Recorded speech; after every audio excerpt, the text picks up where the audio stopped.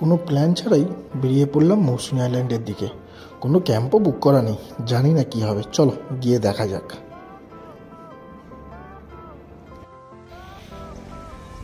তো বন্ধুরা, আমরা এখন আছি মৌসুমী আইল্যান্ড।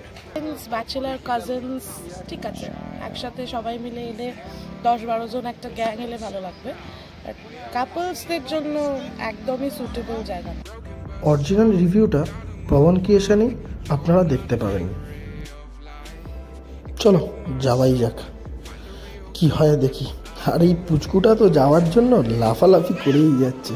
এই যে আমাদের চিকো বেটা যাবে বলে লাফাচ্ছে, কিন্তু এই ট্যুরে ওকে নিয়ে যাওয়া যাবে না। কেন, আমরা বাইক নিয়ে লং জার্নি করব। আর এই ঠান্ডার মধ্যে ওকে নিয়ে যাওয়াটা একদমই ঠিক না। অনেকটা আসার পর একটা ফুয়েল পাম্প দেখতে পেলাম, তো এখান থেকেই ফুয়েলটা রিফিল করে নিলাম। আর এখান থেকে যাওয়ার পর আমরা 60 কিলোমিটার আসার পর একটা চায়ের দোকানে একটু দাঁড়ালাম, এসে লেবু চা খেলাম। আর চুমুকটা দিতেই একদম গেল গলাটা ছেড়ে। তারপরেই গিয়ে পৌঁছালাম মৌসুমী আইল্যান্ডের ঘাট। এটা হচ্ছে মৌসুমী আইল্যান্ডের জেটি ঘাট। এখান থেকেই যেতে হবে আমাদের মৌসুমী দ্বীপের ওপারে। এই ভেসেল স্টার্ট দেওয়া হলো। বাইক আমরা আগেই তুলে দিয়েছিলাম, তো এখানে বাইক নিজেরা কেউ তোলার চেষ্টা করবেন না, খুব রিস্ক আছে। এই সুন্দর একটি প্রাকৃতিক দৃশ্যকে দেখতে দেখতে যাওয়াই মজাই আলাদা। আর আমাদের ভেসেলের ভাড়া পড়েছিল বাইক সহ দুজনের 60 টাকা। প্রায় 10 মিনিট টাইম লাগলো, আমরা চলে এলাম মৌসুমী আইল্যান্ডের জেটি ঘাট। এখান থেকে এসে অন্যরকম বাইক তুলতে হলো নিজেকে, বেশ মজাই লাগছিল, কিন্তু অনেক চাপের ছিল ব্যাপারটা। তো গ্রামীণ রাস্তায় সুন্দর বাইক চালিয়ে আমরা চলে এলাম আমাদের ক্যাম্পে। অতি অবশ্যই আপনারা আসলে এখানে ক্যাম্প বুক করে আসবেন।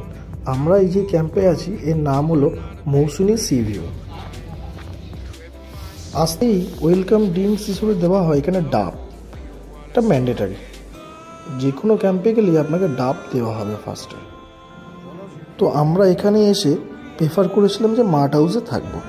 তো আমাদের দুজনের পড়ে গেছিলো প্রায় 2600 টাকার কাছাকাছি। 2600 টাকার মধ্যে breakfast, lunch, snacks, dinner including. এখানে সব ক্যাম্পেই টেন্ট আছে, কিন্তু আমরা এসে যা মনে করলাম টেন্ট একদম সেফ নয়, টাকাটা একটু খরচ কম হয়। আর আধার কার্ড ম্যান্ডেটারি, এখানে আধার কার্ড লাগবেই। তো আমরা এখন আছি মৌসুমী আইল্যান্ডের ঠিক সি বিচের কাছে। আমরা এসে যা বুঝলাম সেটি হলো, এখানে এসে ফ্যামিলি নিয়ে আসার মতন নয়, বা কোনো বাচ্চাদের নিয়ে এসো, এখানে কোনো সেরকম মজা করার কোনো জায়গা নেই। আর কাপলস যারা আসবেন, রাতের জন্য টেন্ট একদম সেফ নয়। তো আমি অ্যাডভাইস দেবো যে টেন্টে না থাকাটাই ভালো। আমরা সি বিচ থেকে ঘুরে চলে এলাম ক্যাম্পে, কেন ক্যাম্পে দুপুরে লাঞ্চ করতে হবে। আর লাঞ্চে ছিল ভাত, ডাল, আলু ভাজা, বাঁধাকপির তরকারি, চিংড়ি মাছের মালাইকারি, কাতলা মাছ, স্যালাড, চাটনি, পাঁপড়।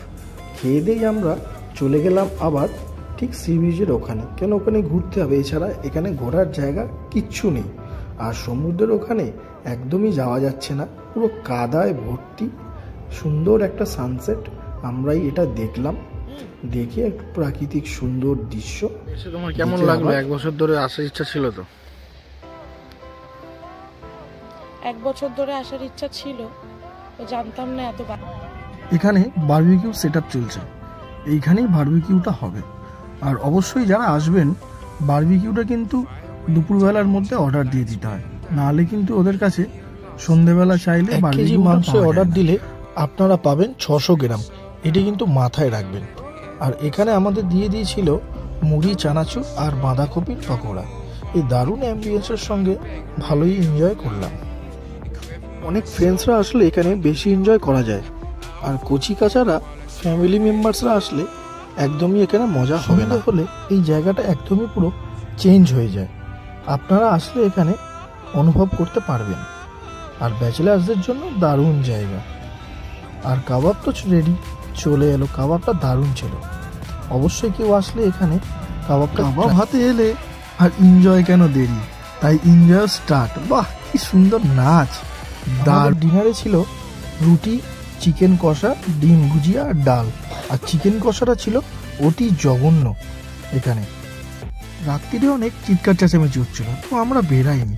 তো সকালবেলা উঠে চা খেতে শুনলাম যে এখানে নাকি যে অন্য টেন্টের ছেলেরা আর কি অন্য টেন্টে ঢুকে যাচ্ছে।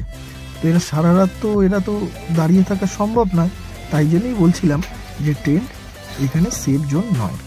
তো আমরা মৌসুমী আইল্যান্ড ঘুরে কলকাতার দিকে আবার রওনা দিচ্ছি, কেন আমাদের বাড়িতে আবার চিকো বেটা আছে।